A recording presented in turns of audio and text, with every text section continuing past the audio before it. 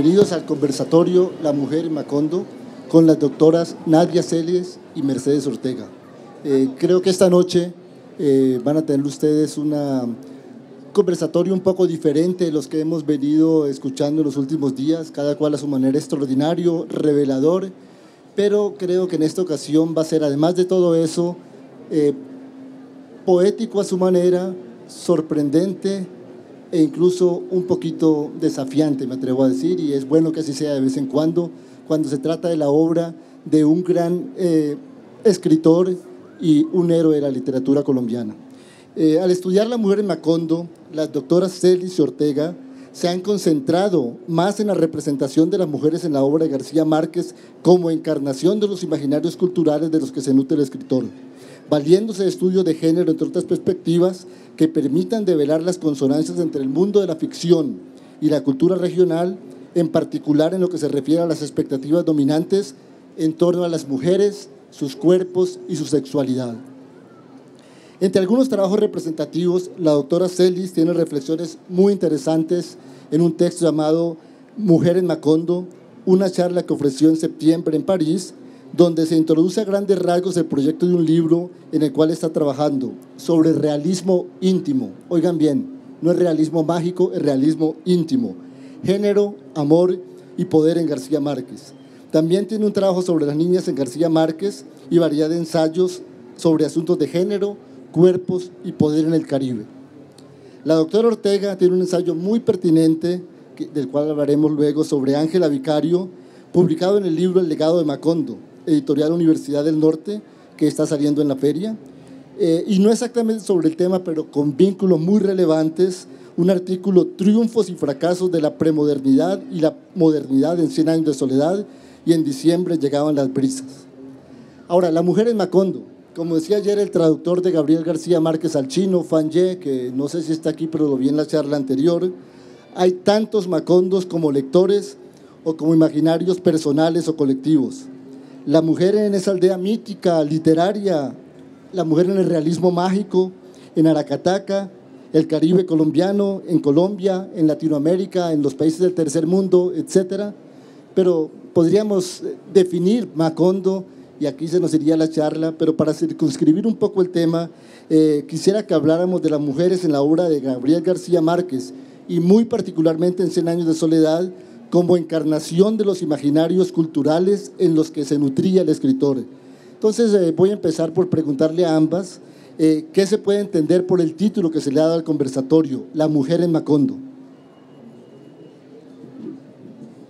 Buenas noches, gracias a todos por estar aquí con nosotros y pues disfrutar de este conversatorio acerca de la mujer en Macondo. Hay que partir siempre del título, ¿no?, para poder situarnos, y resulta que es un título un poco, digamos que problemático por lo general.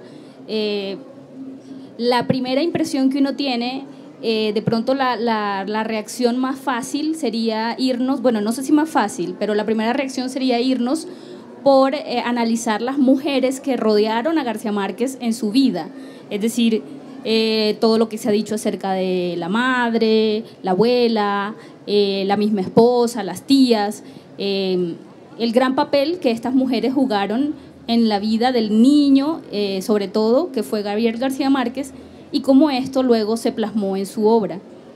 Pero creo que la profesora Nadia y yo no, a pesar de que se pueden hacer estas conexiones con la biografía de García Márquez, no es nuestro interés central.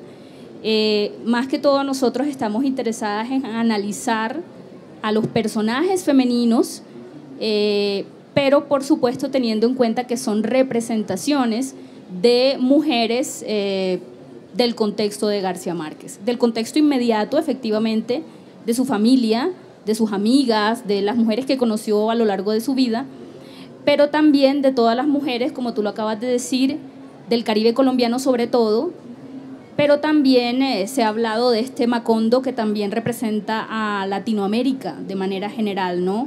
Entonces, de alguna manera, las mujeres plasmadas en los textos nos hablan a todas estas mujeres reales que estamos aquí reunidas, las pasadas y también a las generaciones futuras. Le hablarán seguramente.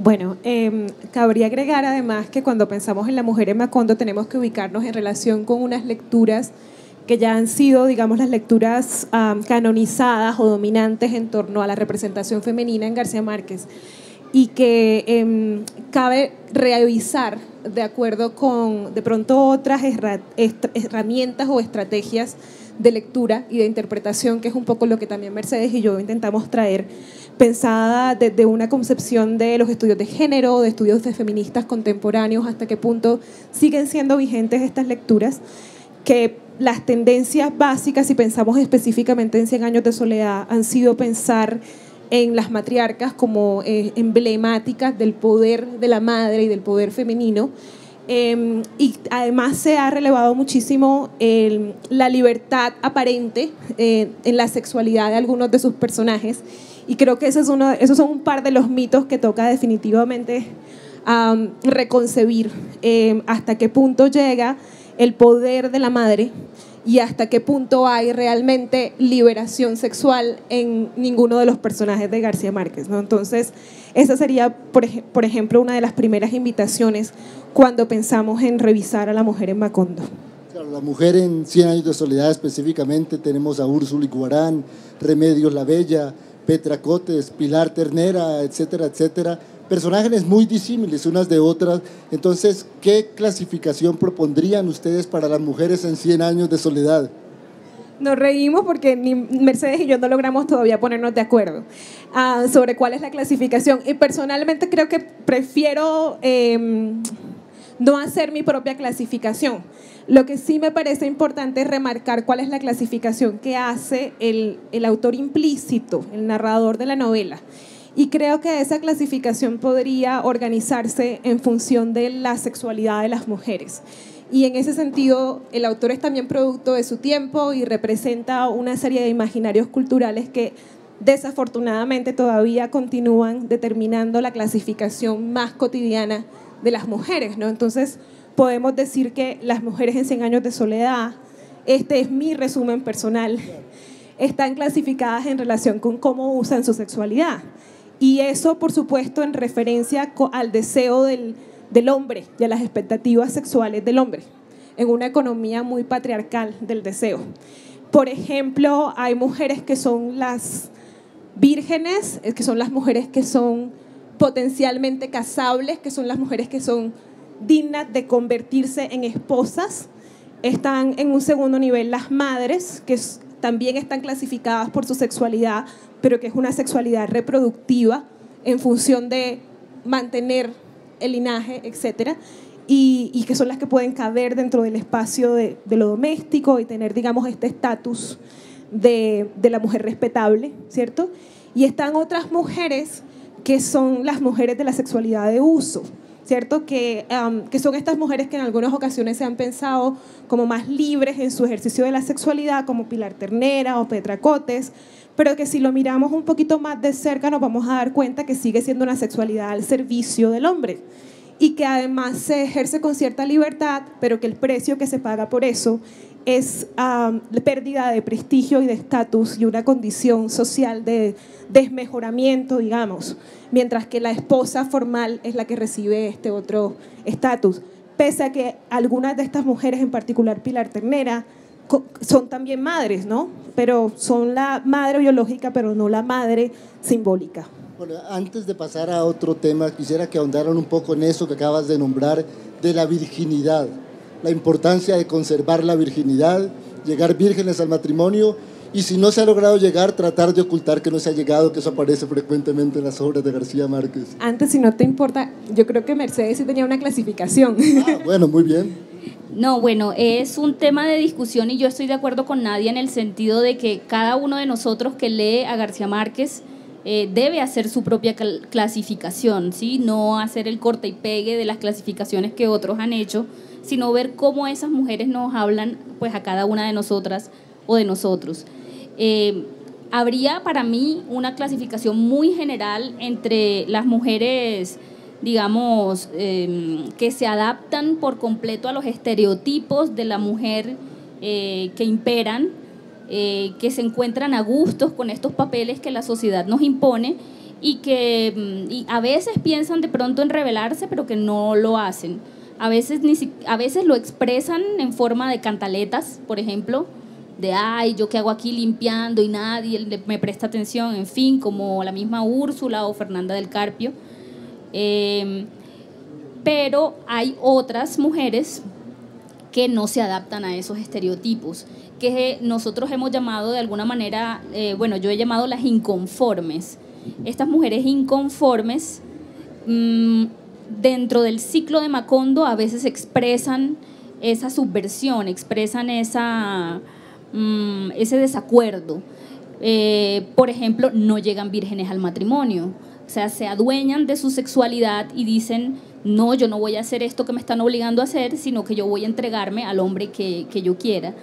El problema, digamos, en el que yo me centro mucho, es que desafortunadamente García Márquez, digamos que la obra de García Márquez es realista y reproduce esos juicios que la sociedad patriarcal suele hacer acerca de estas mujeres inconformes. ¿Y qué dice la sociedad de una mujer que perdió la virginidad antes del matrimonio? Bueno, ya no tanto, pero bueno, en esta época pues la va a juzgar de puta, de que ha perdido su honor, o por ejemplo la mujer que decide no dedicar su vida a un hombre, como lo es Amaranta, la hija o sea, la segunda generación, la hija de Úrsula con José Arcadio. Es una mujer que siempre la crítica ha visto como una mujer amargada, que muere virgen, que nunca tiene marido porque se amargó, porque el primero no la quiso, en fin. Pero esa es una visión patriarcal acerca de Amaranta. Simplemente porque fue una mujer que decidió no entregar su vida a un hombre, porque por ejemplo en esta visión feminista ella toma una decisión, una elección en su vida. Entonces el problema de estas inconformes es que son castigadas, son señaladas por la sociedad y la misma obra suele destruirlas, las mata, las margina, las aísla, las invisibiliza, de alguna manera son castigadas. O las desaparece, como es el caso de Remedios la Bella. Entonces ahí viene también el elemento mágico a complementar este elemento realista, ¿no? Entonces tú ves un personaje como Remedios la Bella que no cabe de ninguna manera dentro de esa clasificación, porque es un personaje que no encarna nunca las expectativas de género, que no hay forma de que se vista, por ejemplo. Ella se pone un camisón de lona y a pesar de la insistencia colectiva, en particular de Úrsula, en que se peine, se arregle, se haga mujer o haga como esa especie de actuación de los parámetros de la feminidad, el personaje no lo hace. Entonces es un personaje muy interesante también porque a pesar de que ella no encarna deliberadamente esa feminidad o que la rechaza de una manera que es un tanto inocente, pero al mismo tiempo sugiere un cierto grado de rebeldía, los demás personajes sí que asignan significado a su corporalidad. Entonces se vuelve la femme fatal, ¿cierto? Pese a que ella no hace nada, los hombres se enamoran y se vuelven locos por ella y le asignan a ese cuerpo todo ese significado sexual sin que ella siquiera se entere de que eso está sucediendo y comienzan a morir en serie alrededor de ella, supuestamente por la provocación de Remedios, que ni siquiera entiende qué es lo que está pasando. Ese personaje me parece muy interesante porque realmente creo que simboliza la condición un poco producida o construida de la sexualidad de la mujer, ¿no? La manera como la sexualidad femenina es el resultado de una proyección de los otros sobre el cuerpo de la mujer, que en este caso el rechazo existe, pero que de todas maneras todas esas mujeres que rechazan esas conceptualizaciones de sí mismas como vírgenes o como esa clasificación sexual que antes yo mencionaba, son mujeres que no caben en Macondo, y en el caso de Remedios no cabe y por eso desaparece mágicamente de la historia. De la misma manera que, siguiendo con lo que decía Mercedes, Rebeca es aislada, y completamente castigada. Meme básicamente deja de existir, ¿sí? Amaranta también se considera una amargada, o sea, hay aislamiento, hay castigo, hay violencia contra todas las que no aceptan su condición de mujeres en esa clasificación. Continuando con lo que acaba de decir la doctora Celis y un poco lo que preguntaba antes, en un artículo muy interesante de la doctora Ortega, se llama En imaginar a Ángela Vicario, volviendo al papel de la Virgen y lo que sucede cuando no se llega virgen al matrimonio, y ya siembra ese grano de inconformidad con el tratamiento de la mujer en la obra de García Márquez en general, al cual volveremos, y dice: los artículos carentes de una perspectiva feminista o de género, de manera general, definen y clasifican a los personajes femeninos desde los imaginarios masculinos, entre ellos a Ángela Vicario. Ella ha sido vista como la ingenua o boba que se deja seducir o perjudicar, utilizando el vocabulario de la región Caribe, también como la desvergonzada, inmoral y disoluta, quien descaradamente se casa de blanco no siendo señorita. Para un hombre que ha sido disoluto es todo lo contrario, es un don Juan, es un conquistador. Entonces quisiera que ahondaras un poco en esa perspectiva. Bueno, habría que aclarar que efectivamente creo yo que en el Caribe, por lo menos, pues yo vivo en el Caribe y es un poco lo que conozco. La crítica literaria ha venido despertando un poco y siendo más reflexivo con respecto a estos imaginarios que se presentan en la obra de García Márquez. Y pues es la invitación también para los críticos acá del interior y pues de Latinoamérica en general. Y esto es lo que quisimos intentar al escribir este artículo sobre Ángela Vicario. Fue una reflexión que no hice yo sola, sino que le hice en conjunto con otra investigadora, que es mi hermana, que está acá presente. Bien. Y la idea es retomar esos personajes que siempre nos han causado dudas, como cierto malestar. Hay veces en que hay que partir, como más adelante lo explicará la profesora Nadia, hay que partir de de esas impresiones que uno tiene a veces en las primeras lecturas. Hay personajes que a ti siempre te causan malestar, ¿sí? O siempre te pareció que no estaban del todo bien explicados y que tú quieres ir más allá. Entonces, quisimos reivindicar a este personaje de Ángela Vicario, pero lo mismo podría suceder con Remedios la Bella, por ejemplo, ¿no? Porque está esa teoría que ya también ha avanzado un poco en la crítica de que Remedios la Bella no subió al cielo en cuerpo y alma, sino que se fue con un hombre.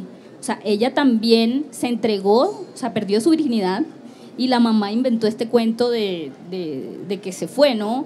Entonces, al mismo tiempo son todos estos personajes que salen de la historia, porque Ángela Vicario sale de la historia en Crónica de una muerte anunciada.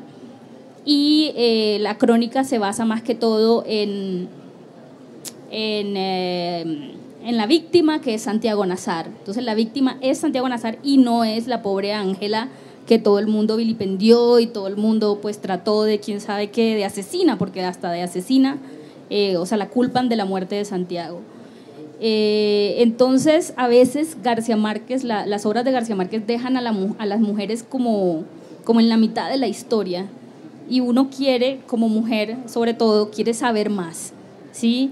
Quiere saber cómo fue qué decían esas cartas que Ángela Vicario le escribió a Santiago Nazar después de muchos años, durante muchos años, digo, y de pronto también quisiera uno saber cuál fue la historia de Remedios la Bella, ¿sí? Y de todas las mujeres que salieron de Macondo, la historia de Memé, que muere muchos años después ya de vieja en Cracovia porque la mamá la encierra en un convento.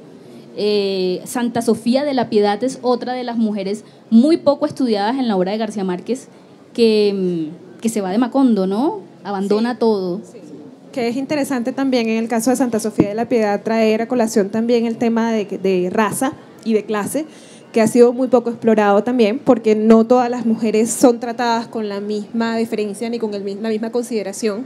Y casos como el de Visitación, que es una mujer indígena, Santa Sofía de la Piedad, que también es una mujer vendida, que su virginidad es comprada para entregársela a Arcadio, O casos como Petra Cotes, que Petra Cotes es una viva encarnación de la otra mulata, ¿no? De esa mujer que en ningún momento puede alcanzar el estatus para ser la esposa, parcialmente porque es una mujer mulata y es una mujer pobre, pese a que se supone que es la mujer que en su momento termina realmente amando a Aureliano II, y sin embargo él tiene que buscar para casarse una mujer blanca, una mujer descendiente de aristócratas y una mujer que básicamente transforma completamente la economía del hogar de los Macondo, pero que es, digamos, la mujer casable.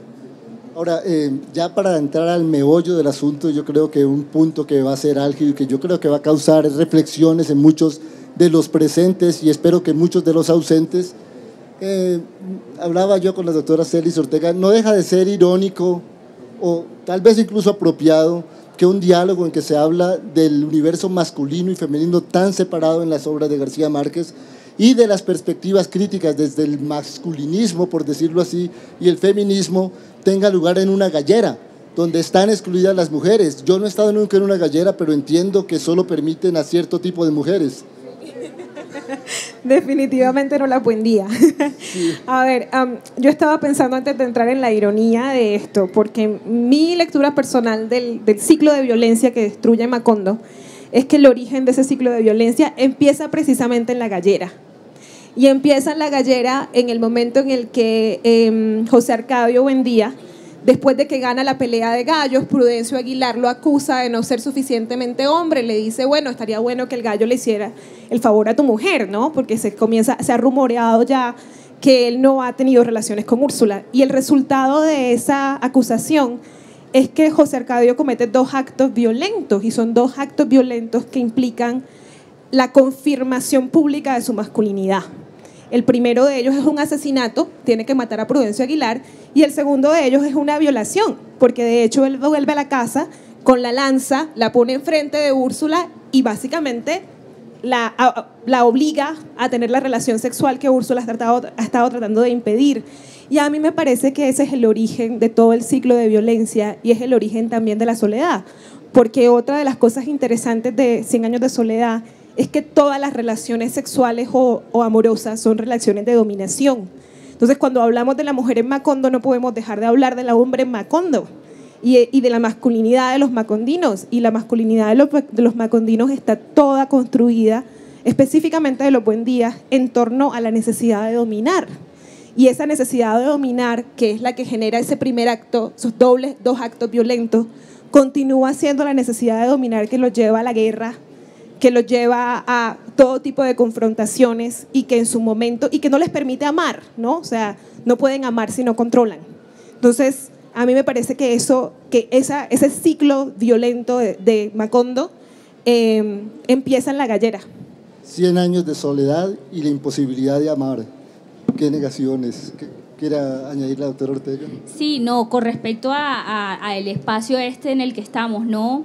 Sería una reescritura de él lo que estamos haciendo en este momento al tener aquí en presencia a mujeres y pues estar nosotras acá en esta pelea, ¿cierto?, de gallos y de gallinas. Entonces, ahí se prueba que pues Macondo, digamos que tiene posibilidades de transformarse, ¿sí? Porque en el Macondo de 100 años de soledad, por supuesto, aquí no se permitirían mujeres, que creo que parece ser que hay mayoría, no sé. Porque sabemos además que las mujeres, el único lugar por excelencia femenino en Macondo es la cocina. No hay ningún hombre que cocine, yo creo que más allá de un café, ¿sí? Y en cambio hay muchos lugares que son exclusivamente masculinos, como la gallera, pero también está la tienda de Catarino, ¿sí? Y estábamos hablando antes de entrar acá del cuarto de Melquiades, que es el cuarto del conocimiento, o sea, en el cual, a través de ese cuarto es que llega la ciencia a Macondo y también todo este conocimiento arcaico, los manuscritos, en fin, mítico. Y es un cuarto exclusivamente para hombres. De hecho, las niñas de la casa Rebeca y Amaranta no se interesan en él. En ningún momento de la novela se comenta que hay una interacción o que Melquiades puede ser también un profesor para ellas, un maestro para ellas. Y lo mismo José Arcadio. Cuando José Arcadio se dedica a enseñar a sus hijos, a las hijas no las educa, ¿sí? Educa a los niños, o por lo menos en este tipo de conocimiento científico. Entonces, esto probaría que, por supuesto, ha habido un cambio en Colombia positivo, ¿no? Bueno, ya para entrar en el meollo, en lo que conversábamos antes, que unas palabras que utilizó la doctora Celis que me llamaron poderosamente la atención y que creo que ustedes también van a recordar, son el punto ciego de García Márquez.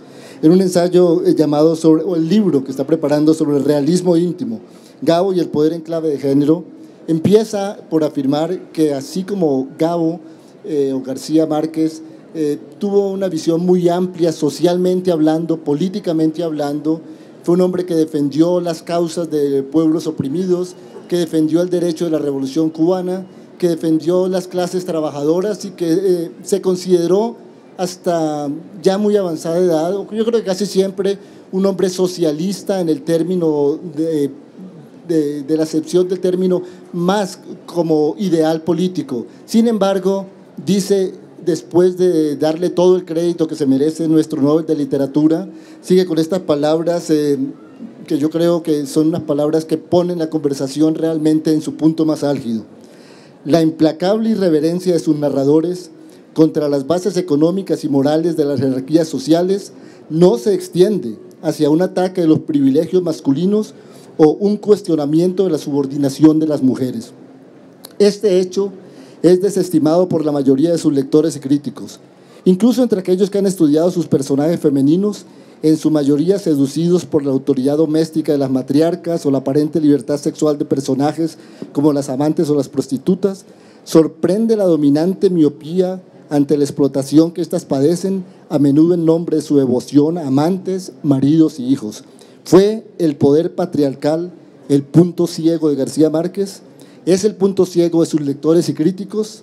En ambos casos, ignorar la dominación en el mundo íntimo recreado por la obra de García Márquez es desdeñar las profundas conexiones que el escritor trazó entre dos de sus grandes obsesiones, el poder y el amor.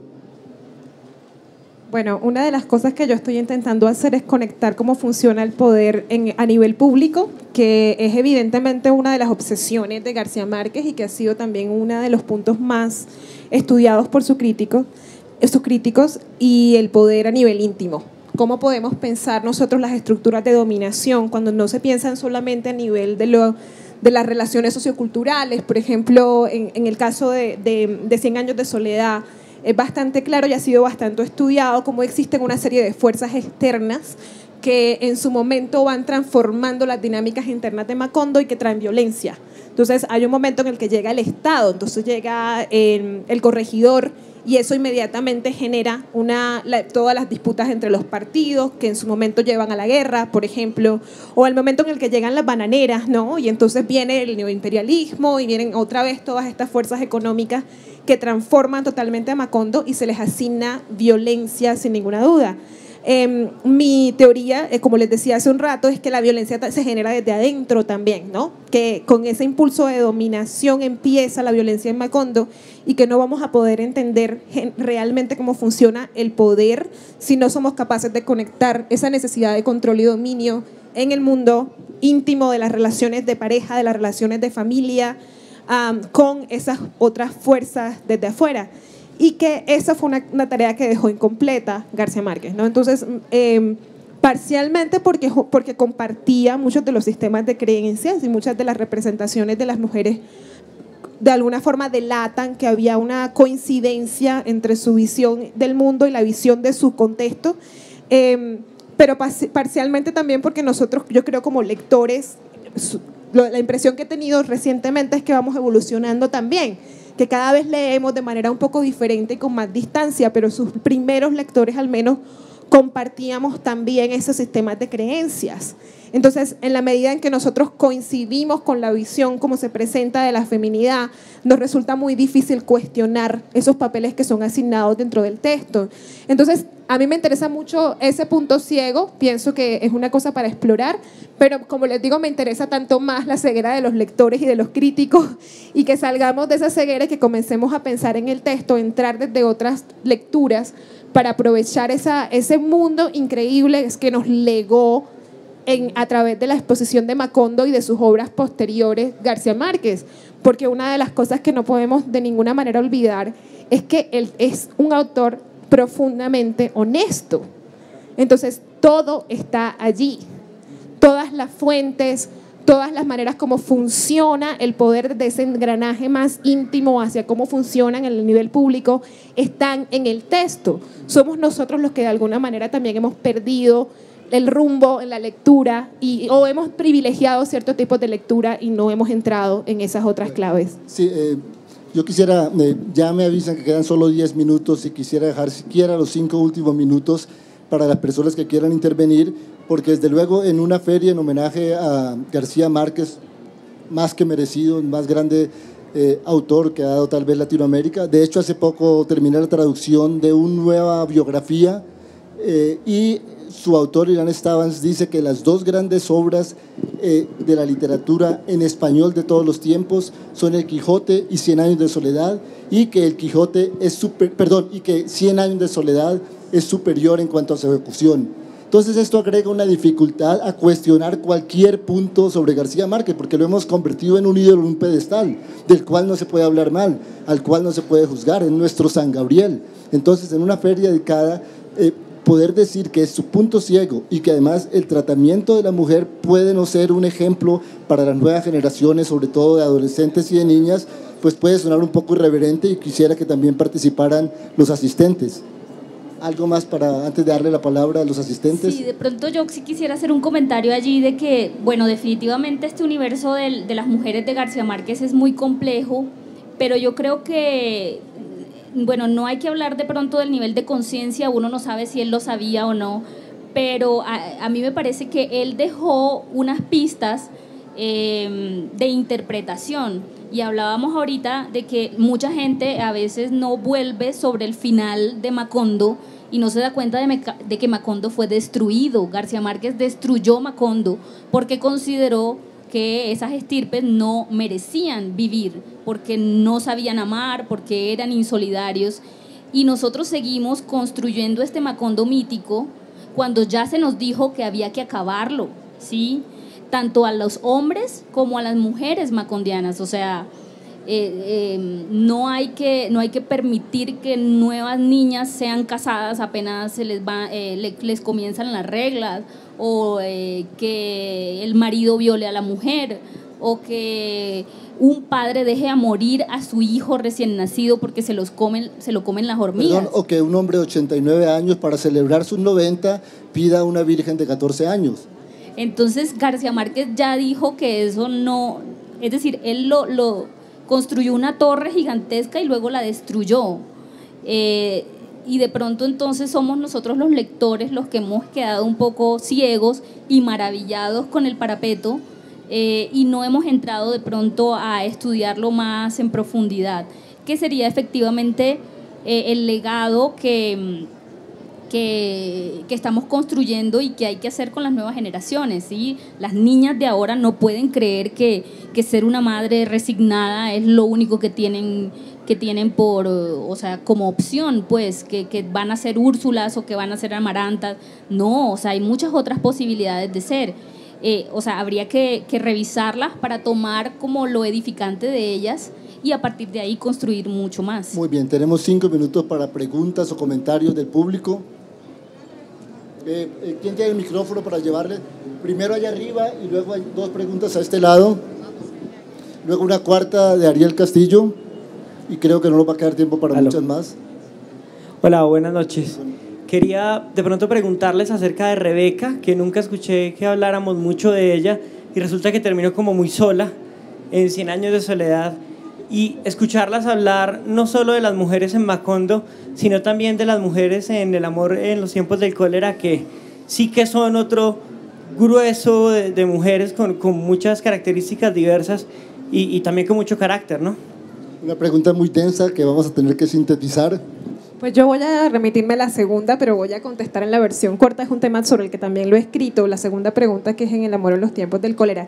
El amor en los tiempos del cólera para mí es el más vivo testimonio de la fascinación que puede crear el narrador y hasta qué punto nos puede guiar hasta ciertas lecturas, ¿no? La lectura que conocemos es la de la línea narrativa en la cual Florentino Ariza espera por todo este tiempo, ¿no? 50 años y 9 meses y 6 semanas, etcétera, a Fermina. La línea narrativa que leemos menos de la novela son las 623 amantes que tiene mientras espera pacientemente por Fermina, ¿sí? Y una cosa que leemos mucho menos es que la última de las amantes es una niña de 12 años, que además se suicida en el momento en el que él está consumando su amor eterno por Fermina.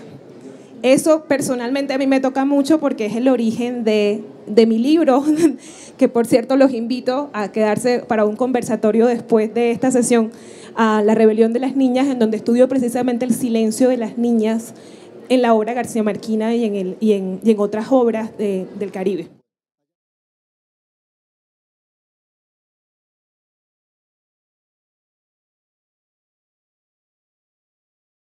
Mundo, etcétera, pero podríamos definir Macondo, y aquí se nos iría la charla, pero para circunscribir un poco el tema, quisiera que habláramos de las mujeres en la obra de Gabriel García Márquez, y muy particularmente en 100 años de soledad, como encarnación de los imaginarios culturales en los que se nutría el escritor.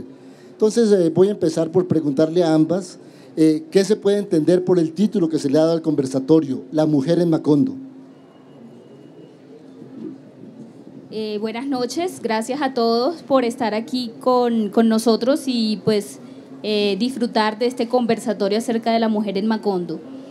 Hay que partir siempre del título, ¿no? Para poder situarnos, y resulta que es un título un poco, digamos que problemático por lo general. La primera impresión que uno tiene, de pronto la reacción más fácil sería irnos, bueno, no sé si más fácil, pero la primera reacción sería irnos por analizar las mujeres que rodearon a García Márquez en su vida, es decir, todo lo que se ha dicho acerca de la madre, la abuela, la misma esposa, las tías, el gran papel que estas mujeres jugaron en la vida del niño, sobre todo, que fue Gabriel García Márquez, y cómo esto luego se plasmó en su obra. Pero creo que la profesora Nadia y yo no, a pesar de que se pueden hacer estas conexiones con la biografía de García Márquez, no es nuestro interés central. Más que todo nosotros estamos interesadas en analizar a los personajes femeninos, pero por supuesto teniendo en cuenta que son representaciones de mujeres del contexto de García Márquez, del contexto inmediato, efectivamente, de su familia, de sus amigas, de las mujeres que conoció a lo largo de su vida, pero también de todas las mujeres, como tú lo acabas de decir, del Caribe colombiano sobre todo, pero también se ha hablado de este Macondo que también representa a Latinoamérica de manera general, ¿no? Entonces, de alguna manera, las mujeres plasmadas en los textos nos hablan a todas estas mujeres reales que estamos aquí reunidas, las pasadas y también a las generaciones futuras, le hablarán seguramente.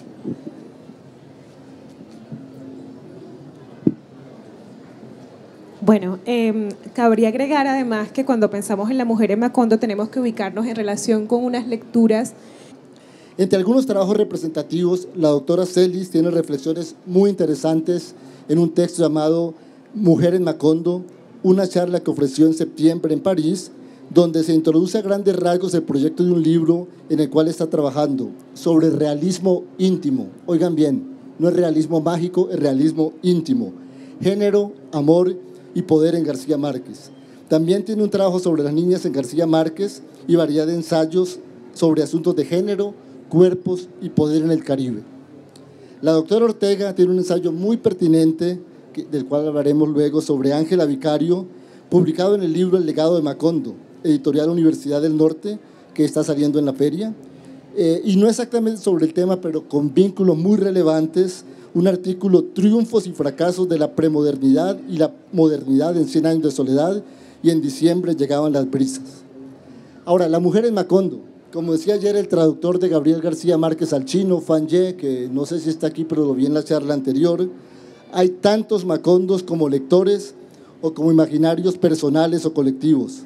La mujer en esa aldea mítica, literaria, la mujer en el realismo mágico, en Aracataca, el Caribe colombiano, en Colombia, en Latinoamérica, en los países del tercer mundo. Que ya han sido, digamos, las lecturas canonizadas o dominantes en torno a la representación femenina en García Márquez, y que cabe revisar de acuerdo con, de pronto, otras herramientas o estrategias de lectura y de interpretación, que es un poco lo que también Mercedes y yo intentamos traer, pensada desde una concepción de los estudios de género, de estudios de feministas contemporáneos, hasta qué punto siguen siendo vigentes estas lecturas, que las tendencias básicas, si pensamos específicamente en 100 años de soledad, han sido pensar en las matriarcas como emblemáticas del poder de la madre y del poder femenino, y además se ha relevado muchísimo la libertad aparente en la sexualidad de algunos de sus personajes,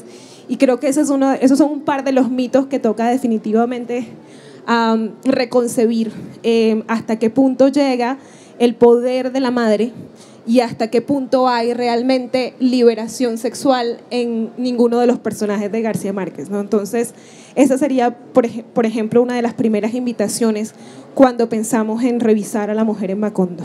Claro, la mujer en 100 años de soledad específicamente, tenemos a Úrsula Iguarán, Remedios la Bella, Petra Cotes, Pilar Ter...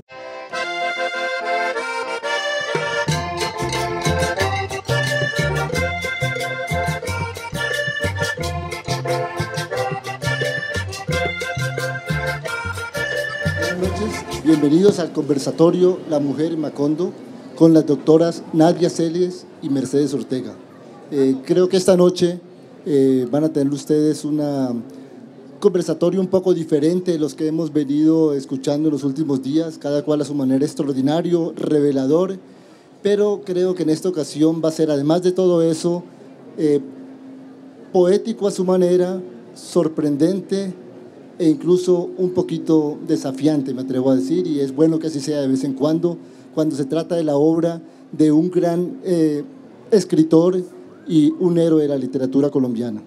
Al estudiar la mujer en Macondo, las doctoras Celis y Ortega se han concentrado más en la representación de las mujeres en la obra de García Márquez como encarnación de los imaginarios culturales de los que se nutre el escritor, valiéndose de estudios de género, entre otras perspectivas, que permitan develar las consonancias entre el mundo de la ficción y la cultura regional, en particular en lo que se refiere a las expectativas dominantes en torno a las mujeres, sus cuerpos y su sexualidad.